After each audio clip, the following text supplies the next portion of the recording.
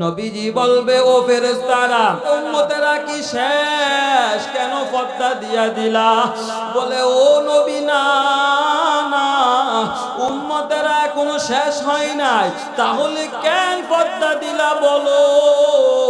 তখন ফেরেশতারা ডাক দিয়ে বলবে, আল্লাহর নবী, এরা ওই উম্মত যারা দুনিয়াতে আপনাকে মানে নাই।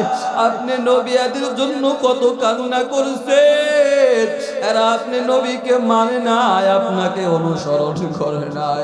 এদের দিলে ব্রাজিলের মহাব্বত ছিল, কিন্তু আপনি নবীর মহাব্বত ছিল না। এদের দলের মহাব্বত ছিল,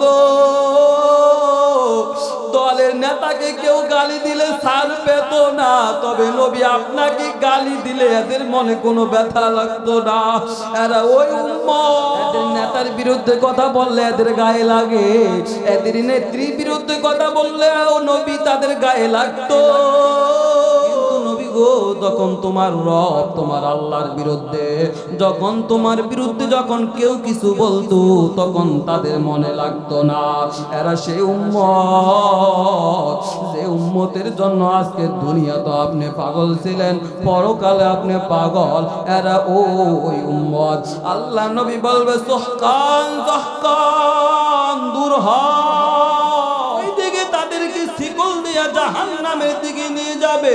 ওয়াসিকাল্লাযীনা কাফারু ইলা জাহান্নামা যুমারা হাত্তা ইযা জাউহা ফুতিহাত আবওয়াবুহা وقال لهم خزنتها ألم يأتكم, বলবেন শিকল দিয়া বাঁধো,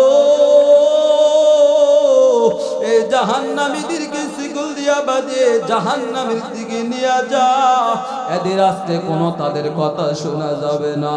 এই জাহান্নামীদেরকে শিকল দিয়া বেঁধে বেঁধে বেঁধে জাহান্নামের কিনারে নিয়ে যাবে।